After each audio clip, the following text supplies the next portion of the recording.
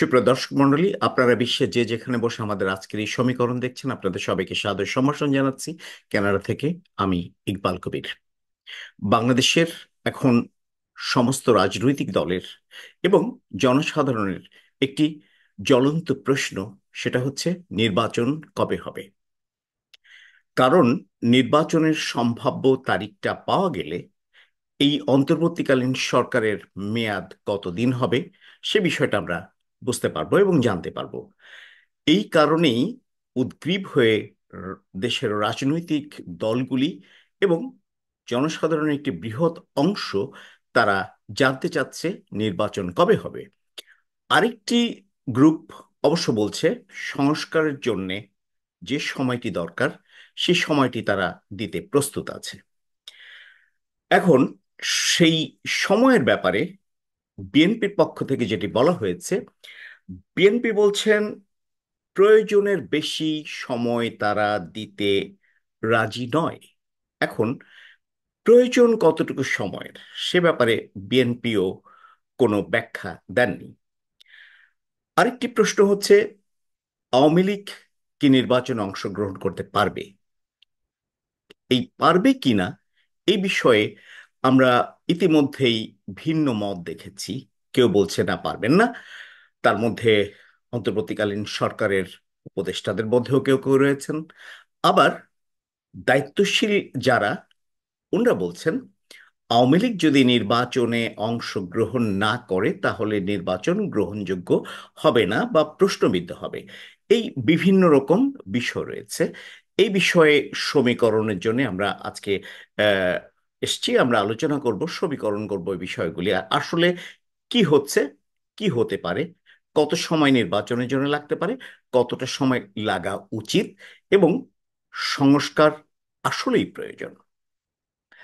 আমরা দেখলাম অন্তর্বর্তীকালীন সরকারের প্রধান উপদেষ্টা যখন জাতিসংঘের অধিবেশনে যোগদান করতে নিউ ইয়র্কে গিয়েছেন, সেরকম একটি সময়ে বাংলাদেশের সেনাপ্রধান ওয়াকারুজ্জামান তার একটি কথায় বলেছিলেন নির্বাচনের সম্ভাব্য সময়সীমা এমনই বলেছিলেন, এটি একটি আইডিয়া যে 18 মাস, অর্থাৎ 1.5 বছরের মধ্যে নির্বাচন অনুষ্ঠিত হতে পারে। ওয়াকারুজ্জামানের এই কথাটি সাদরে গ্রহণ করেছে বাংলাদেশের রাজনৈতিক দলগুলি, গ্রহণ করেছে সাধারণ মানুষ। অর্থাৎ এর ভিতর দিয়ে সাধারণ মানুষের একটি ধারণা হয়েছে নির্বাচন যদি 18 মাসের মধ্যে হয় তাহলে এই সরকারের মেয়াদ 18 থেকে আরো 6 মাস প্লাস মাইনাস। অর্থাৎ তাদের একটি আইডিয়া এই জায়গাটিতে ছিল। পরবর্তীতে আমরা দেখলাম নিউ ইয়র্কে প্রধান উপদেষ্টা ডক্টর মোহাম্মদ ইউনুস তার একটি সাক্ষাৎকারে বলেছেন যে নির্বাচনের সময়সীমাটি বলা হয়েছে সেটি ওনাদের কথা নন, অর্থাৎ রাষ্ট্রের কথা নন, অর্থাৎ প্রধান উপদেষ্টা কিংবা অন্তর্বর্তীকালীন সরকারের নিজস্ব কথা নয়। অন্তর্বর্তীকালীন সরকার যখন বলবে নির্বাচনটি কখন হবে সেটাই হবে গ্রহণযোগ্য সময়সীমা, এবং সেই কথাটাই হবে গ্রহণযোগ্য, এবং সেটি সমস্ত দল সাধারণ মানুষের কাছে গ্রহণযোগ্য হবে, হওয়া উচিত। আইন সেভাবেই উনি বলেছেন যে আইনটা এভাবেই। এখন প্রশ্ন হচ্ছে, যদি তাই হয় তাহলে ওয়াকারুজ্জামান এই যে ধারণাটা দিলেন, এই ধারণাটা উনি কেন দিলেন? উনি দেয়ার অধিকার রাখেন কিনা? অর্থাৎ আইন, সংবিধান এর আলোকে সেনাপ্রধান হিসাবে এই কথাটি উনি বলতে পারেন কিনা, এটি একটি প্রশ্ন। এখন প্রশ্ন হচ্ছে, যদি উনি পারেন তাহলে অন্তর্বর্তীকালীন সরকারের কিংবা বাংলাদেশের বর্তমান যে সরকার বাংলাদেশকে পরিচালনা করছে তাদের এটি মানতে অসুবিধা কোথায়? পাল্টা প্রশ্ন হচ্ছে, যদি ওনার এখতিয়ার না থাকে তাহলে উনি এই কথাটি কেন বললেন?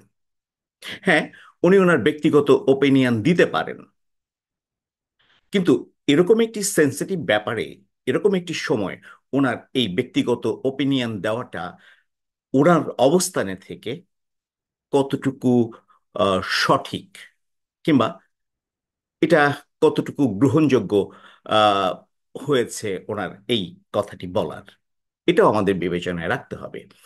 পাশাপাশি যখন উনি বলেছেন এবং অন্তর্বর্তীকালীন সরকারের প্রধান উপদেষ্টা এটাকে ডিনায়াল দিয়েছেন যে না, এটা ওনার কথা নয়, তাহলে এখানে আমরা বুঝতে পারছি যে সরকারের সাথে বাংলাদেশের বিভিন্ন যে বিভাগগুলি রয়েছে তার মধ্যে একটি সমন্বয়হীনতা রয়েছে। এই সমন্বয়হীনতার প্রথম প্রমাণ আমরা পেয়েছিলাম ইলিশ বিষয়ে। যিনি প্রথম বাংলাদেশের উপদেষ্টা এবং যিনি দায়িত্বপ্রাপ্ত হলেন মৎস্য প্রাণী সম্পদ মন্ত্রণালয়ের, উনি বললেন বাংলাদেশ থেকে ইলিশ ইন্ডিয়াতে যাবে না। পরবর্তীতে দেখলাম বাণিজ্য মন্ত্রণালয় থেকে 3,000 টন ইলিশ ইন্ডিয়াতে যাওয়ার জন্য একটি সংবাদ আসলো আমাদের কাছে। এর পরিপ্রেক্ষিতে মৎস্য ও পানি সম্পদ উপদেষ্টা উনি বললেন যে এটা আমাদের বিজ্ঞাপন নয়, এটা আমরা বলিনি, এটা বাণিজ্য মন্ত্রণালয় দিয়েছে। তো তখন আমরা বুঝতে পারলাম বাণিজ্য মন্ত্রণালয়ের সাথে মৎস্য এবং প্রাণী সম্পদ মন্ত্রণালয়ের কোনো সম্পর্ক নেই বা সমন্বয় নেই, অর্থাৎ একটি বড় ধরনের সমন্বয়হীনতা। তো এর মধ্যে দিয়ে আমরা দেখতে পাচ্ছি অন্তর্বর্তীকালীন সরকারের বিভিন্ন মন্ত্রণালয়, বিভিন্ন বিভাগের সাথে একটি বড় ধরনের সমন্বয়হীনতা রয়ে গেছে, যেটি আসলে খুবই দুঃখজনক। এবং এ ধরনের সমন্বয়হীনতা থাকলে সরকার তার রাষ্ট্র পরিচালনা করতে যেরকম বেগ পাবে, সেরকমই বাংলাদেশের সাধারণ জনগণ এটিকে সাপার করবে, এই বিষয়টি নিয়ে সাপার করবে। বাংলাদেশের জনগণ নিশ্চিত হবে না, বিভ্রান্ত হবে। এই বিভ্রান্ত যাতে না হয় এটার জন্য সরকারের আশু দৃষ্টি দেওয়া প্রয়োজন। আমরা এই প্রসঙ্গে আরেকটি মতামত দেখলাম, সেটি হচ্ছে পররাষ্ট্র বিষয়ক উপদেষ্টা। উনি বলছেন সেনাপ্রধান ওয়াকারুজ্জামানের যে বক্তব্য, তার যে বক্তব্যটি তিনি বলেছেন 18 মাসের মধ্যে নির্বাচন হতে পারে, তার আগে কিছু শব্দ থাকতে পারে, উনি সেটা জানেন না। এবং উনি বলছেন এটি সংস্কার করতে যে সময়টা লাগবে, সেই সময়টার পরে গিয়ে আমরা বুঝতে পারবো যে আমাদের সংস্কারের বা এই পরিবর্তনগুলি করতে কি পরিমাণ সময় লাগবে, তখন আমরা রোডম্যাপ দিতে পারবো, এখন নয়। তো সে ব্যাপারে তিনি বলেছেন 6টি কমিশন গঠন করা হয়েছে, নির্বাচন এবং নির্বাচন সংক্রান্ত যে 6টি কমিশনের একটি, তার দায়িত্বে আছেন বদিউল আলম সাহেব। বদিউল আলম সাহেবকে 3 মাসের সময় দেওয়া হয়েছে। এই 3 মাসের মধ্যে উনি কি কি সংস্কার প্রয়োজন, কতটুকু প্রয়োজন, সেই সংস্কারগুলি কিভাবে হতে পারে, তার একটি রূপরেখা উনি দাঁড় করবেন। এবং সেই 3 মাসের সময়টা শেষ হবে ডিসেম্বর জানুয়ারির এরকম একটি সময়ের মধ্যে। ওনার প্রপোজালটা পাওয়া গেলে 3 মাস পরে, তখন স্টেক হোল্ডারদের সাথে কথা বলে জানা যাবে যে এই সংস্কার করতে আদৌ আর কত সময় লাগতে পারে। সেই সময় ওনারা ঘোষণা করবেন কবে নির্বাচন হতে পারে এটি। অর্থাৎ এই বিষয়টি যদি আমরা একটু খতিয়ে দেখি, তাহলে আমরা বুঝব নির্বাচন কমিশন গঠন করার জন্য দায়িত্বপ্রাপ্ত যে 6টি কমিশনের একটি রয়েছে, তাদের পূর্ণাঙ্গ প্রপোজাল পেলে অন্তর্বর্তীকালীন সরকার এবং পরবর্তীতে তার স্টেক হোল্ডার, তারা মিলে আমাদেরকে একটা আইডিয়া দিবেন কবে নাগাদ এই সংস্কারটি সুসম্পন্ন হবে, এবং তারই আলোকে কবে নির্বাচন হতে পারে এটিকে যদি আমরা ব্যাখ্যা করি, তাহলে জানুয়ারির আগে আমরা কোনো ঘোষণা দেখতে পাচ্ছি না, এটি স্পষ্ট। আর যদি কোনো ঘোষণা আসে, সেটা যদি যথাযথ কর্তৃপক্ষ, অর্থাৎ প্রধান উপদেষ্টা কিংবা অন্য কোনো উপদেষ্টার মুখ দিয়ে আসে, যদি সেটা রাষ্ট্রীয় আহ ভাষ্য হয়, তাহলে আমরা সেটাকে গ্রহণ করতে পারবো। আপাতত আমরা এটিকে গ্রহণ করছি না, অর্থাৎ নির্বাচন কবে হবে এটি পরিষ্কার নয়। বটম লাইন ইজ দিস, কবে নির্বাচন হচ্ছে আমরা এটা জানি না। অর্থাৎ নির্বাচন কবে হচ্ছে সেটা না জানলে অন্তর্বর্তীকালীন সরকারের মেয়াদ কতদিন সেটাও আমরা জানতে পারছি না। এটা জানতে গেলে আমাদেরকে জানুয়ারি ফেব্রুয়ারি পর্যন্ত অপেক্ষা করতে হবে। এখন প্রশ্ন হচ্ছে, বিএনপির পক্ষ থেকে আমরা আরেকটি বাণী পেয়েছি, সেটা হচ্ছে প্রয়োজনে ফের রাজপথে নামা হবে। এখন রাজপথে বিএনপি কোন প্রয়োজনে, কেন, কখন নামবেন, নামার প্রয়োজনটা কি, এই প্রশ্নটিকে সমীকরণ করা প্রয়োজন।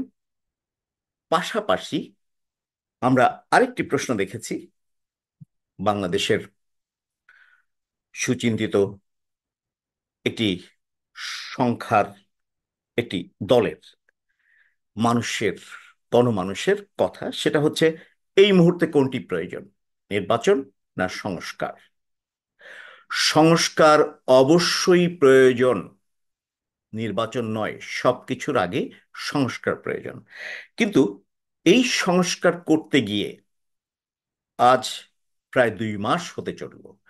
এই 2 মাসে অন্তর্বর্তীকালীন সরকারের সফলতা কতটুকু, কতটুকু অর্জন আমরা করতে পেরেছি, সে বিষয়ে একটি ব্রিফিং আমরা আশা করেছিলাম, আমরা সেটা পাইনি।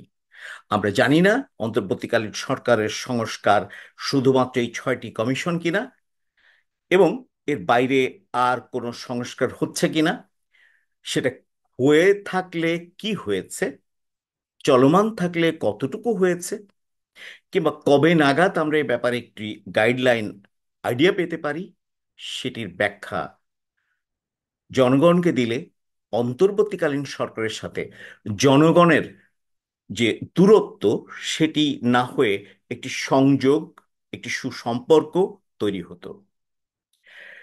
দেখুন, সত্যি কথা বলতে কি, বাংলাদেশের দ্রব্যমূল্যের ঊর্ধ্বগতি এখনো রোধ করা যায়নি।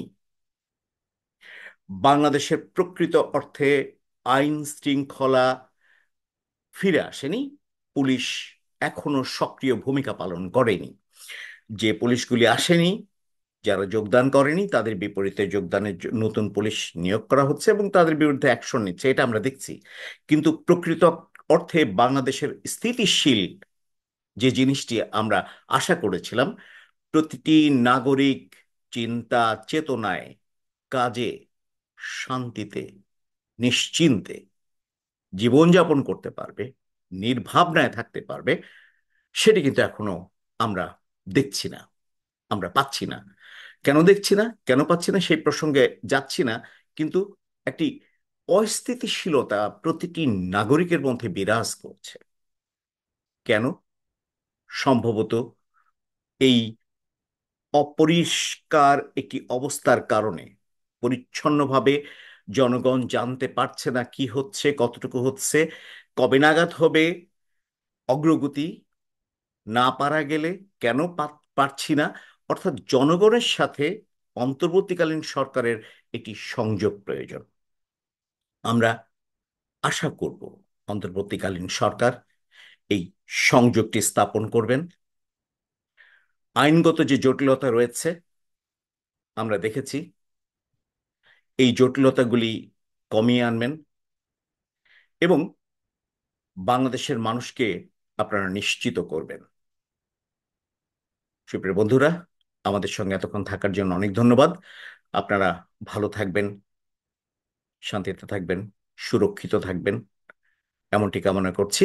এবং এই আলোচনার সমীকরণের ভার আপনাদের উপরে ছেড়ে দিচ্ছি। আপনারা জনগণ, সকল ক্ষমতার উৎস। ধন্যবাদ।